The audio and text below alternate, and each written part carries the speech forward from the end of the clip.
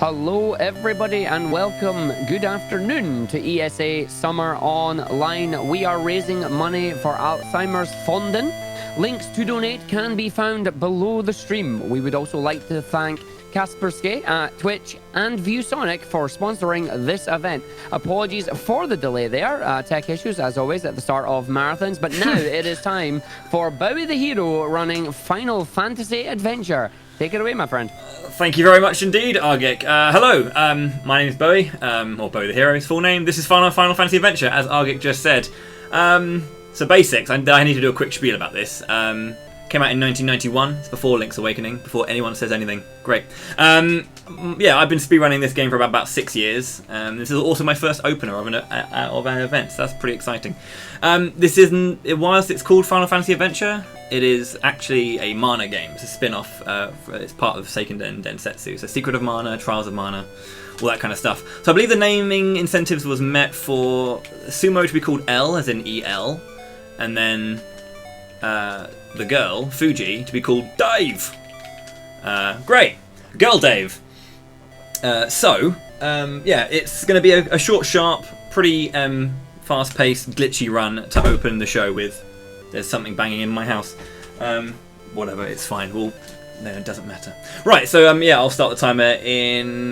we'll just get straight to it. In 5, 4, 3, 2, 1, go. So welcome to Final Fantasy Adventure. It's a top-down action RPG with a very robust combat and growth system in it. So we're going to start off with an immediate fight against this jackal here. We're just going to fight him and hit him a few times. And I've already made some errors, that's okay. So I just started off with a very, very minor glitch called boss damage rollover. When you defeat bosses, they explode, and their explosion flames have a hitbox that can hurt you, but also you can attack them. So I attacked the flame, and when on the frame that it phased out, the flame was still flashing. So when the next boss loads in, it'll be flashing and take a hit at the beginning of the fight. Pretty helpful. Narrative-wise, we are a gladiator for the Empire of Glyve, and we've been fighting for the entertainment of Dark Lord and his cronies. Our friend Willy unfortunately passes away from his wounds in the gauntlet and tells us that the power of mana is waning. We need to go and meet a Gemma Knight called Bogard, who might be able to tell us a little bit more about the power of mana and about how we can save the world. So that's our first... Great.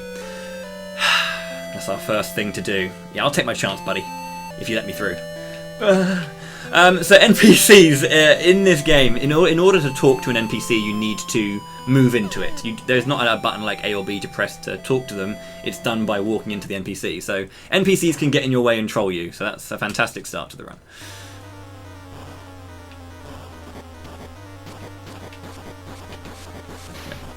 Okay. So that's our first 2 fights done. At that point, we've taken our chance to escape from the Empire of Glyve. We're going to go and meet Dark Lord himself and his attendant Julius. They're talking about how they want to get to the Mana Holy Land. The sanctuary is up the waterfalls here. And Julius tells Dark Lord that there is a Maiden of Mana who has the power to get Dark Lord up there, and that we need to go and find her. So, overhearing this, we know what we need to stop them from doing, at least. So we'll get that underway. And we'll get immediately pushed off a waterfall in true Mana fashion. So that's kind of the beginning. Things to note is that I have a sword, and if I attack by pressing the A button, I'll swing my sword. If I press forward whilst attacking, I'll stab. So this kind of context-sensitive combat is a big part of this game, and why I think it's a very, very advanced game for its time. It came out in 91, so quite early. We're going to start off the run as a whole, though. We're going to go into the fields out of Topple, and we're going to get a little grind going. So I'm going to be grinding for 140 GP. Ignore the seagulls, I can't stop them, they are their own beast. I'm going to be grinding for 140 GP. The experience comes with it, but mostly I'm after money here. When I have 140 GP, I'll be able to buy an item, and then I can begin the run in earnest. So I'm going to start going. I think the things to note about this is that the myconids, the mushrooms, they're worth 1 GP, and the goblins, the cat-like things, are worth 3 GP. So I want to try and kill all the goblins, but they're 2 hits rather than 1. So basically what I'm going to be doing for the next minute, I think, or minute and a bit, is going to be grinding to get 140 GP. So I'll open it straight up to Argic to give us some donations, please, mate. Thank you very much. And as always, it is not an ESA marathon without Zephyr, the excellent ninja, getting in the first donation, donates $30 and says, good luck opening the event, Bowie. Money goes towards bashing up some imposters in one of my favorite games of all time, Skies of Arcadia. And as Zephyr rightly pointed out there, everybody, well, you do donate and you are donating to a good cause. Don't forget, you can also select which incentives or bid wars your donations go to. While you're on the donation page, have a look and see some of the bid wars coming up. As we had here, we had the naming incentive. And we've also got coming up for Need for Speed Heat, any percent, with DLC.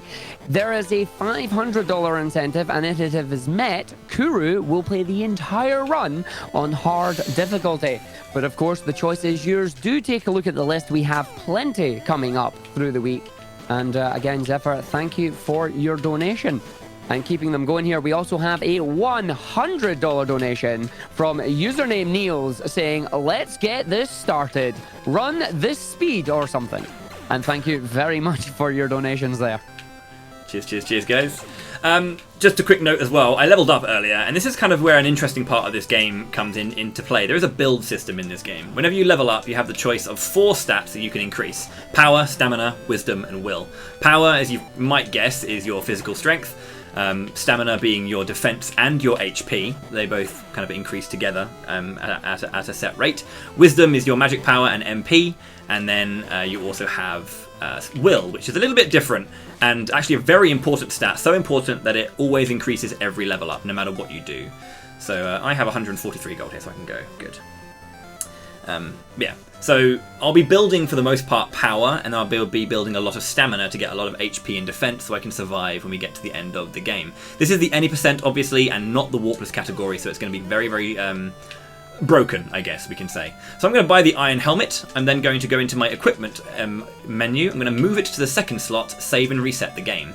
By having an empty slot at the start of the list, it then does something weird with the game. So watch my defense go up from 7 to 16. So what happens is, every single slot in the inventory of the equip menu, every single one of those has a number valued 1 to 12 from the bottom up. So the bottom one is number 1, and it counts up all the way to the top 2. Then there's 12 slots. So the second slot is numbered 11. When I leave an open slot at the start and save reset the game, what happens is the number that is assigned to the slot overwrites the defensive value of the helmet. So the helmet goes from 4 defense to 11, giving me a massive defense buff. So that's the helmet glitch that we do at the very, very start of the game. And because damage formula in this game is additive, so it's damage roll minus defense, I have a huge defense increase. So I'm going to take 1 damage from most things at the beginning of the game, which is very, very helpful, obviously. So we're going to make our way forward. We leave Topple, the area of Topple, and we meet Dave. And Dave here is the Maiden of Mana. She was being protected by a Gemma Knight called Hassim, who sadly passed away. There's a lot of early character loss, sadly. But now she's joined our party. I'm going to give you a quick explanation of how that works. You do get party members that join your party. Our first character obviously is Fuji, or Dave here. And when I open the main menu, you'll see a command called ask at the very bottom. That is a command that when you use that, it makes use of your support character's ability. You can only have 1 character in your party at any point. So Dave, she has the ability to cast regen on us, which is 7 ticks of proportionate HP based on your max. So yeah, you get a certain amount, which is very, very helpful. It's basically an anti-poison, so we want to deal with that. And you can see why having extra defense is helpful. We're moving through very, very thin corridors the majority of the time, and we have to be making as much progress as fast as we can. And sometimes you just have to face tank things and just get through it. So we make our way to the corner, to the waterfall house, and we meet Bogard, the Gemma Knight, who tells us what we can do, and he tells us a bit of history that way back in the day, the Gemma Knights fought against the evil empire of Vandal, who were trying to take over the world using the power of mana. And there was a maiden back then who used the pendant of mana to secure the victory for the Gemma Knights and save mana. And that pendant is now the pendant that Dave has on her. He tells us to go to Wendell to meet a guy called Kibber, who will be able to help us out a little bit more. But he also gives us access to the Mattock, and the Mattock again has a very, very particular usage where you can use the Mattock to break boulders or anything that, that can be broken, as well as destroy certain walls. Now, in a very kind of Zelda-y fashion, you can check which walls can be broken by attacking them, and you'll get a big beep sound. Helpful. But yeah, that's kind of what I can say for now. I'm going to be making my way to the next area, so I'll throw it back to Argik if he has anything he wants to plug or any donations to read. We do indeed. We've got some donations coming in. We have a $10 donation from Opus saying, "Good luck, Bowie. First try Blizzard drop. Let's go." Cheers, Opus. Yeah, we also... yeah, go ahead. We got a $5 donation from MOD366 saying, "Let's go, Bowie. Good luck on your run, and let's all go ahead and kick Alzheimer's butt." Agreed. Just to say and thanks to Opus very, very quickly. Opus is one of the guys who did like the tutorial for this game and ran this game at SGGDQ. So thanks to him for being a great friend and a great member of the community. Indeed, and then once again we got another $100 donation from username Neil saying, "Watch out for robbers in your house. That banging sounded suspicious earlier." Wind. Or the seagulls, we never know. Yeah, it's probably the seagulls, knowing the UK seagulls. But yes, thank you all for your donations. Do please keep them coming in. All your donations will be going to the Alzheimer's Fonden. They are a Swedish Alzheimer's research and charity. So all the money that we will have going for them will be focusing on Alzheimer's disease and other dementia-related diseases. Do please keep them coming in. Thank you so much indeed for the support, guys. We made our way to the next area. We left the plains of Topple and went to the marshes of Ketz. So we just take a nice little rest in this manor here, and Dave very kindly gives us access to cure magic by giving us the Book of Cure, and because of that we learn cure. We have a nice little rest and a sleep here. Helpful. And overnight we get, new victim. Wonder what that means. We wake up and then there's no Dave! So we have to go and find out what happened to Dave. This is a particular story trigger we need to hit because it allows us to continue the game elsewhere. So by having Dave get stolen, taken away mysteriously, you can speak to other NPCs in there and they give you like maybe some slight hints about weird stuff going on here. Don't hurt me.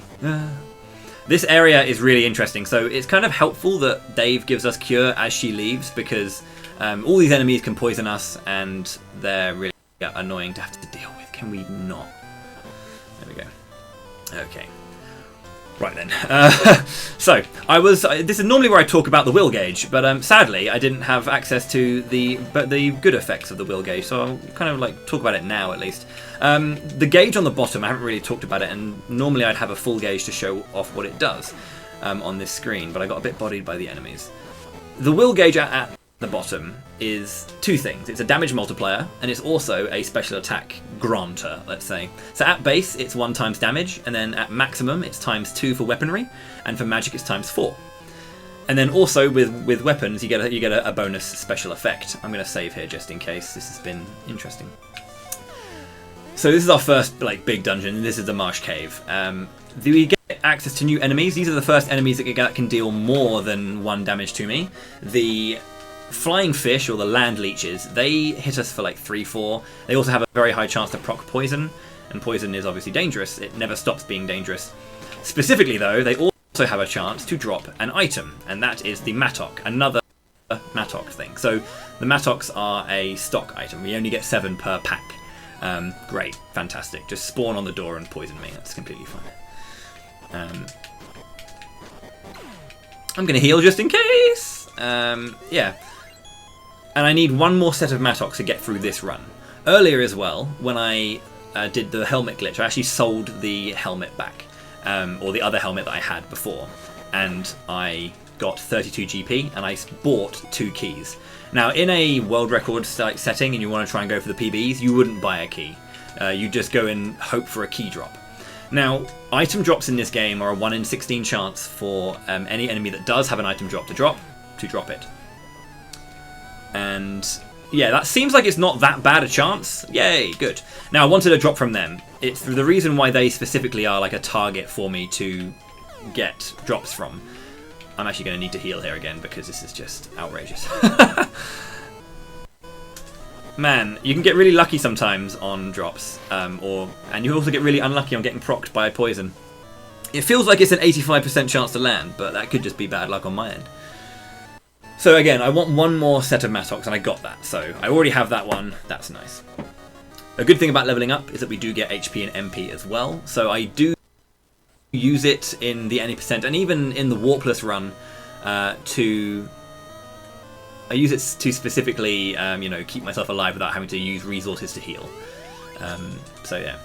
Now, that previous screen with the red mage running around, you can go like tight down the center area and like get past him, but it's quite dangerous. Again, because as I mentioned, speaking to NPCs is done by pushing into them, by pressing forward into them basically.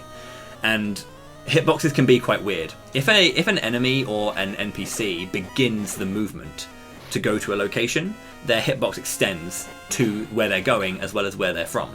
So if I tried to move past him and we were next to each other, of course it's a poison. He would basically land. Yeah, even if he didn't actually move, if the intention was to move and we were next to each other, he wouldn't move and I'd still talk to him. So to avoid hitbox extension, I go around the edge, and it's just a safer way of dealing with that.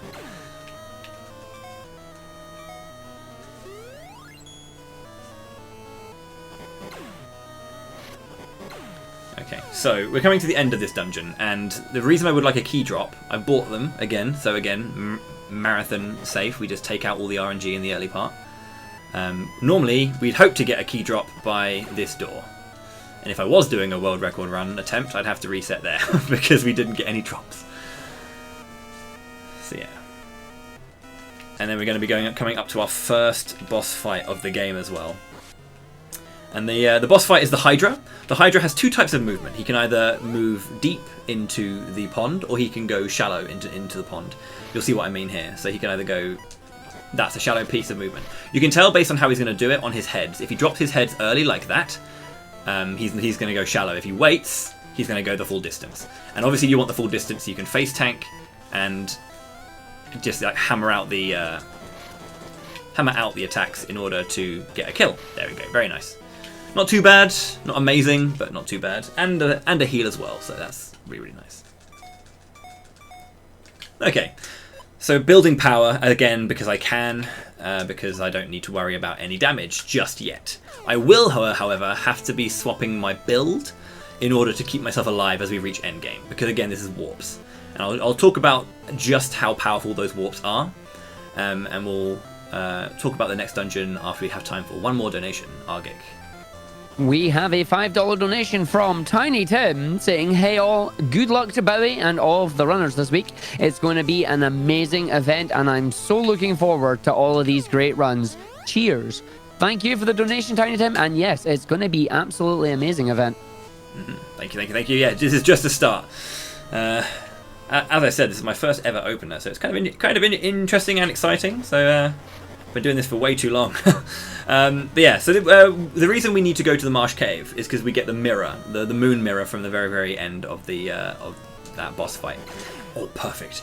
And the moon mirror reveals the true form of people who are hiding. And it turns out that gentleman who's barring that door, he's actually a werewolf. Ah, a werewolf. So we strike him down nice and easily, and then we can make our way into the manor proper, basically.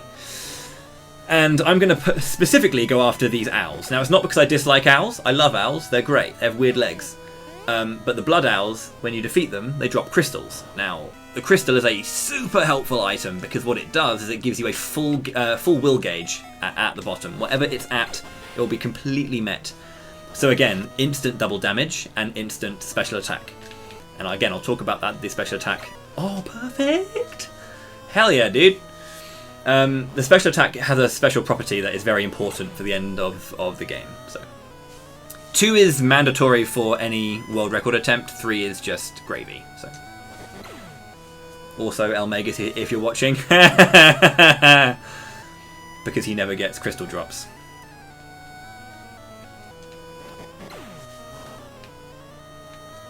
Love you, pal. Okay, now I need to be careful here. I'm going to do a little technique called cure cancelling now. So what I did is I moved onto that space and healed whilst it was in the middle of transition. Because when I am actually moving, this is tile-based movement. It's not as free as something like Link's Awakening. Wow, okay. So you move on half tile systems, and essentially you can do inputs whilst you're moving to connect onto the half tile.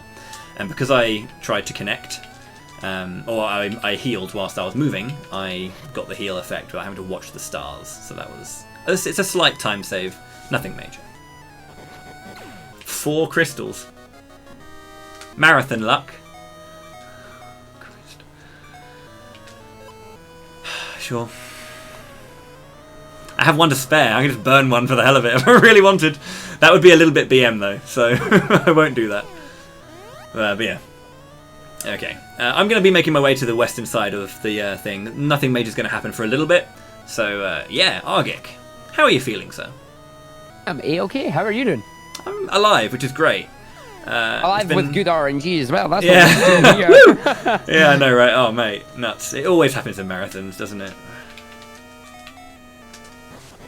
And it's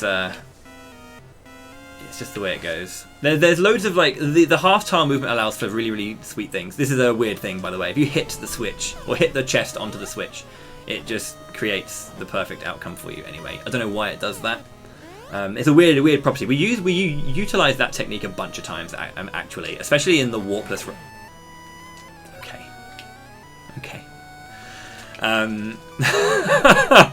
I actually want to grab as many items as well as possible because it's really helpful for me to grab items. I'm not going to grab any more though because I've got one more space and that's perfect. So we have the girl back. I'm going to heal just in case. I'm going to make my way all the way back to the beginning of this dungeon. We've got a nice long stint here. So Argic, if you have anything you want to say or anything you want to share with the people at home. I'm just going to have a sip. I'm going to have a Kupo tea now. So. Good old tea. Always have something to stay hydrated with while you're doing some streaming.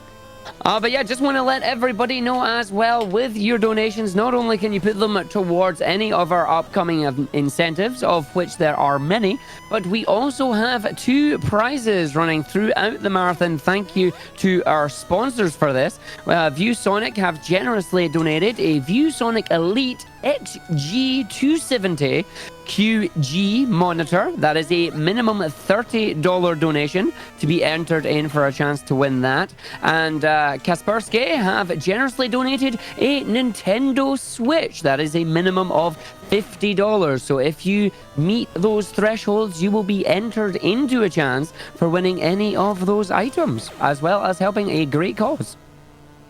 Excellent. Make sure to support, guys. It's a good old cause, and it's much appreciated every little bit that we get, so thank you so much.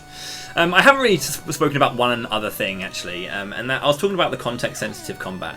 Sword obviously has like the stab and then the slice, but it's pretty much a combat weapon. Things like the chain whip that I had and the sickle actually have separate things that they can do as well, separate properties. Obviously the chain whip is a whip, so you can use it to clear expanses or hit enemies from far away.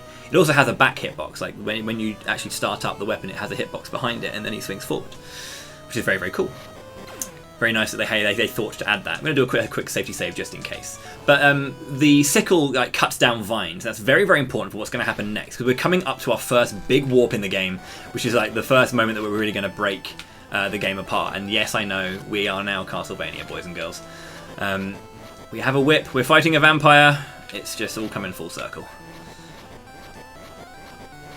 It's very important. You can't mash this attack, by the way. You have to actually swing at the right time whenever you kind of finish the attack to get the next one. We get the Magic Book of Sleep, we learn Slep. That's because there's only 4 letters allowed in the magic menu. But we're going to do the first glitch. Now, to the east here, there's some vines. I'm going to cut them down, then I'm going to stand on them. When you scroll screens, it resets the vines. But what I'm going to do is I'm going to face up. And what this is going to do, when I face up and then slice here, it's going to zip me up the y-axis all the way to the 0 point on the map. Welcome to the snowfields.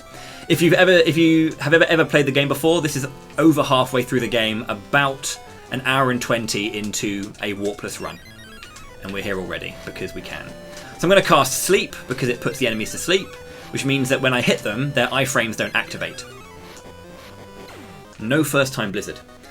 So welcome to halfway through the game. At this point, everything will kill me in one hit. So I've built my last power level, level 8, and from now on, I'm going to level only stamina. So, here's where it gets even more RNG. If you didn't think it was already RNG, I'm going to be killing just the walruses. It's not because I have anything against walruses, it's just they have a very special item that I want. It's called the Blizzard. This is a scary fight, actually. The tigers are a little bit too close. Yeah, they have a Blizzard item. Now the Blizzard item, as an item, casts the ice spell on use. And what the ice spell does is it turns enemies into these cheeky chappies right here. A snowman. And then you can push that snowman around and do stuff. And I need to use a snowman for a glitch coming up as well. So I'm going to be killing as many walruses as I can. Hopefully get us a Blizzard drop not too late into the run. And I can continue. The reason it's not so bad if it does take a while to get it is because is because I'm also gaining levels, and I need to gain more levels before I fight the final boss. So even though this is not the most optimal experience gain, it is experience gain. So I mean, it's not so bad if it takes a while. Again, in a world record run, you want that first try Blizzard, so you can skip all of this and just go for it. That hence Opus hoping for the first time Blizzard. It's not to be the case. It's a 1 in 16 chance for a drop, and of course I got a metric butt ton of drops at the beginning of the game, and now it's going to be stingy. So whilst I slay an innocent group of walruses, Argic, do your thing, sir. Oh, I can do a thing. Let's do it! Oh, I'm going to start by pointing out, RNG is always typical, right? You get good RNG at the start, then you've used it all up, and when you need it, it's not there. This is British RNG, it's karmic. We always we get good RNG and then a reckoning will come, you know? It's just not good. Yeah, I know exactly how that feels, and we'll see how that goes later on. Hopefully, we get the snow drop, the blizzard drop, very, very quickly. But in the meantime, we do have a $10 donation from Medenmath, saying good luck, have fun all. And again, just quickly shouting out here, all your donations will be going to the Alzheimer's Fonden. They are a Swedish national fundraising organization who are focusing on Alzheimer's disease and other dementia-related diseases. Their aim and purpose is to increase fundraising to the benefit of scientific research in order to find a cure. At the moment, Alzheimer's has no cure, but treatments for the symptoms are available and research is continuing. Although current treatments cannot stop Alzheimer's from progressing, they can temporarily slow the worsening of dementia symptoms and improve the quality of life for those with Alzheimer's and their caregivers. So do please give generously, and thank you very much, everyone. Thank you so much. Great timing, because we're going to go do our next warp here. So I'm going to try and explain this one as I do it. It's a bit hard. I messed it up anyway. Never mind. So ice is not a slip and slide in this game. It's a conveyor belt. When you stand on an ice pack, it will send you a certain direction. So the ice down here sends me down. And what I'm going to try and do is I'm going to do a flying sword attack in a perpendicular direction to lose all collision detection and walk through a wall. So that's the sword warp. And now these are dead rooms. I can go all over the place and find some stuff. So if I go down here, for example, I'm going to find a boss that's like maybe a third through the game. But we're not going to fight that. We're going to continue. I'm going to move from the ice cave through these dead rooms to connect to another actual dungeon in the game, which is the undersea volcano, which is where the next glitch is going to take place. So we've done 2. We've done the snowfield warp by zipping up the y-axis. We've then done a sword warp by removing collision detection by breaking out of the half-tile movement. And now I'm going to use the blizzard in order to get the final warp, the snowman warp. And this will take us from the undersea volcano to the very, very final dungeon in the game. It's important to note that on these stairs is a warp point where it does a whole whoop, whoop. Now, whenever the girl and I overlap our sprites, I will go further and further through this snowman. I died because he was being a jerk. Now, because whenever it overlaps, we go through the snowman. Essentially, I will push myself through the snowman as a whole. And please push me through, please. Please go down. I'm holding down to kind of like incite her to move down, and hopefully these guys don't kill me because they can one-shot me. And there we go. Every time she moves, I go through the snowman until I'm past the snowman and beyond the warp point that is actually here. So I can destroy the snowman, walk down, and there's actually a screen transition there to take me to the very, very end of the game. And what's great about all of this, because I'm not very strong, is that the final weapon, the Excalibur, the best weapon in the game, is given to you by Fuji's mother, or Dave's mother. That's the previous Maiden of Mana, and there we have 104 attack power. Lovely. At this point, I can now defeat end-game enemies. Thank you very much for being such a fun game, and being very nice and giving me my item drops. I'm now going to grind up to level 21, 22, gaining pure stamina to give myself as much defense and as much HP as possible. Again, this is so I don't get one shot by the boss, which is the final boss coming up. And I'm also going to be looking for a drop, and this is why I've been filling up my inventory. I normally wouldn't grab every chest I see, but I have been doing it specifically for this, and I'll explain it in first, and then I'll let Argic take over. Perfect. Can't carry. Can't carry. Can't carry. Can't carry. Aegis. So the item that you get from an enemy is not based on drop, but it's based on checking the chest. And because I had a full item in inventory, it would just say can't carry until I got my shield, which is the best shield in the game and blocks all projectiles. With that, I'm going to grind. Argic, do we have any donations, sir? As you grind, we're going to go through some of the incentives that we've got coming up at the moment. So as we know, the next incentive to be met is Kuru playing hard mode for Need for Speed Heat, any percent with the DLC. We're going to see them race the way through the streets there. But how difficult do you want to make the challenge? Do you want to make it easy for them, or are you going to try and make it a bit more difficult? Your donations can decide the fate of Kuru here. But coming up afterwards as well, we have Shovel Knight, the Shovel of Hope for Chivalry. But which color will the shovel be? You can choose from a range of colors that Schmalge is going to play with here. I'm seeing purple on that list there, and I'm a very big fan of purple, so I would love to see that one. What about you, Bowie? Any particular color of shovel you would love to see? Is there a teal shovel? The closest we've got to teal there would be blue. We've got yellow, silver, purple, pink, orange, green, or blue. From those ones, I'd probably go purple or pink. But teal. Nice. If there was a teal, I'd go for that. But I go purple or pink, yeah. Indeed. And then as we go further on to early tomorrow morning, we have Supersonic, who is going to be running the Super Mario Bros. Warbless category because, you know, even though he has Sonic in his name, he's playing a Mario game. And he has an incentive here to showcase small fire Mario. So if you want to see the tiniest of all Marios firing fireballs, then do get your donations in for that. And just as we are going through these, we have a $10 donation coming in from Mr. Zev. No comment, but has put it towards the Pokemon Blue any percent, no save corruption, picking the correct choice for the starter, which of course is Charmander. What? No. Gotta represent the fire type. Squirtle, bro. Oh, Squirtle Squad here, huh? Charmander for life. But yes, thank you all for your donations. And again, do take a look on the donation page there. We have a lot of incentives and a lot of bid wars that you can take a look at, and they're going to be a whole lot of fun. Oh man, the beginning of events are always super fun to see. Kind of like there's so much potential, so much to see. Just to let you know as well, we're coming up to the end of the grind now. The final boss fight is 3 separate sections, and we're doing all of this specifically for the very first part. The first part of this final boss fight is the hardest part. If anyone has seen a run of this before, you'll know what I mean. If you've played this game casually, you're probably thinking, no.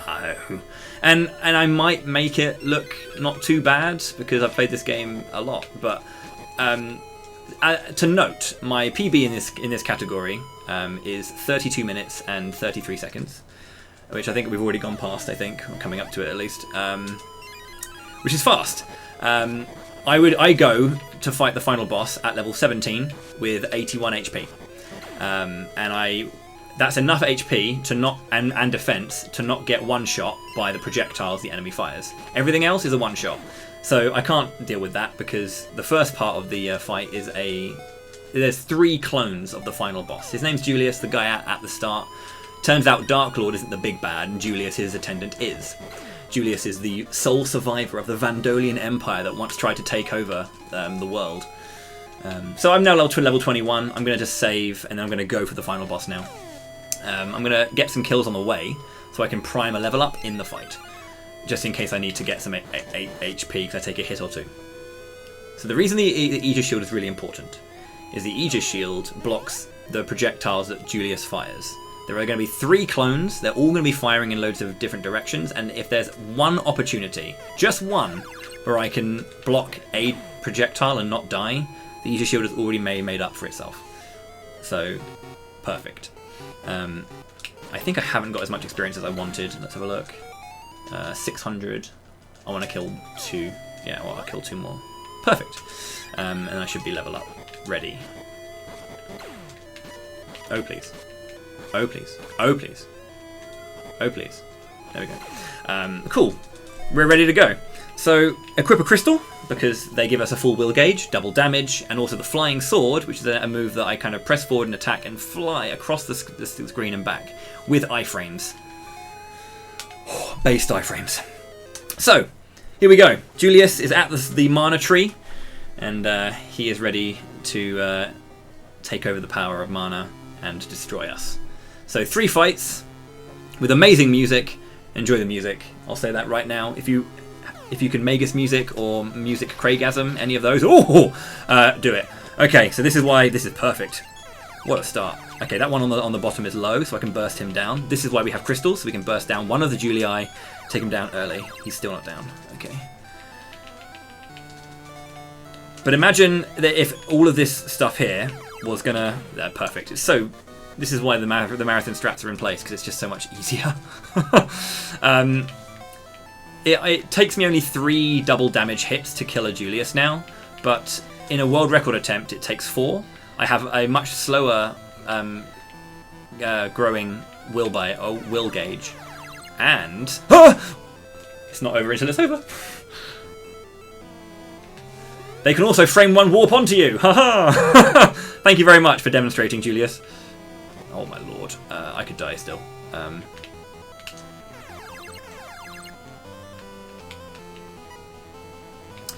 This is scary, actually. He's going to go down into the... Yeah, even with marathon strats, you can still die. Yeah, the warp onto me to hit me down to low was kind of what got me. In a world record attempt, if he at any point just frame 1 warps onto you and you die, that's it. So, have fun running this category if you ever pick it up. It is a bit of a grind, but yeah. Now that we have a lot of stats, we'll be fine. Don't worry. It's not going to happen again. I promise. I can't promise that. Don't make promises you can't keep, Bowie. Okay. Crystal. Nice double hit. So so right now they're being quite nice. He's standing in like one location, lining up quite a lot. I made an error. The thing he can do is they can kind of create this triangle formation around you, which creates 3 locations where you're going to be having nukes fired at you, like this, and you just have to move like a bit of a god like that. Perfect. Should be 1 down. Okay.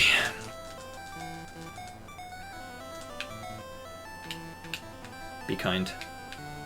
So I can use the Aegis Shield, but it's better to have good economic movement. Okay, 1 more. 1 more, and then we're good. Where are you going, buddy? 1 more. Fire at me, come on. Stop trying to hit me and hit me. Got it. Okay, cool. The hard phase is down. The next 2 phases, first off, amazing music, enjoy it. But I need to focus here, so... I need to make sure that I'm staying on this line here and no higher, and trying to get 3 hits whenever he dives, if he dives. Hopefully he does. Missed that one. He can one-shot me, by the way, if I get touched, so... Well, a damage roll. I could be left alive just about, but it is a damage roll. You might notice that this sprite is Chaos from Final Fantasy 1. The original Julius sprite is also the upgraded Black Mage sprite when you run around on the world map in Final Fantasy 1 on the original Nintendo. So there's a lot of reused sprites from Final Fantasy 1 in this game. From Vroom. Apologies for my neighbours. Okay, so making sure to get all these hits in, moving adequately. I should note that the girl should not be with me. Dave should not be in these fights right now. So the fact that I brought her with me from the beginning of the game is very helpful, because it allows you to stay alive against the Julius fight if you do take a hit from a nuke. Again, a body contact shot is it's not going to work out in your favour, so should be it soon. There it is. Okay, last fight. This fight is the easiest fight of all three because it's patterned. He is always going to be in the exact same place. I know where he's going to be. And I have the Aegis shield, so he can't hit me pretty much unless I move into him. So fun fact, I'm going to quickly do a save and show you something quite cool, where this actually is a glitch. Because I have the girl that I brought with me from the glitching, there's also another girl, which is the story one. So if I hold into her, it slows down the game. And it just slows down the game completely. So that's why we want to save and reset. This clears the extra Dave. We only have one Dave, and this is the final fight. So I'm going to be making sure to move always where he's going to be, move underneath him, directly underneath him, and try and get 5 to 6 hits depending on the cycle. Some I can get 5, some I can get 6 if I have good enough inputs. But it is up to me. But this is why the Aegis shield is so good. I can block, attack, block, and then keep attacking. And time will be coming up when the mana tree explodes, I will obviously say. But we're going to be getting there soon. Good, stand here. If I do take a hit, I'll probably die, but if I survive, the girl can heal me. Now, I want to make sure that I finish him off below him, because again, he has hit sparks, and if you get hit when he dies, you haven't finished the run, because you died. So I want to make sure that I finish him standing underneath him directly, because he doesn't hit you there. So.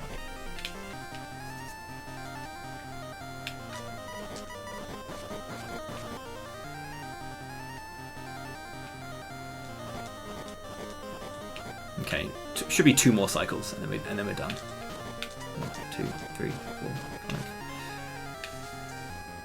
If not this one, the next one. Okay, this is it.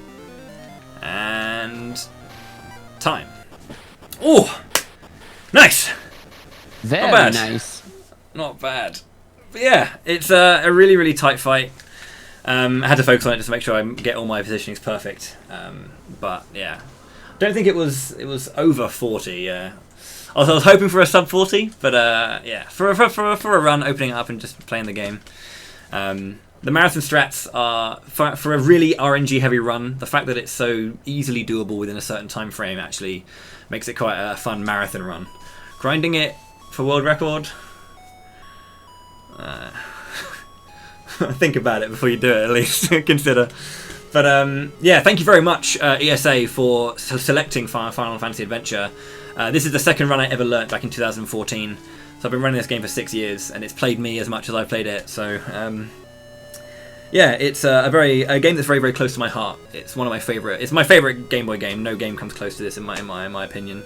Between the music, the mechanics, and the narrative, and the way it looks and feels, it's an incredible game. Just untouchable, I think, for me personally. And yeah, I think it's one of my favourite games of all time as well.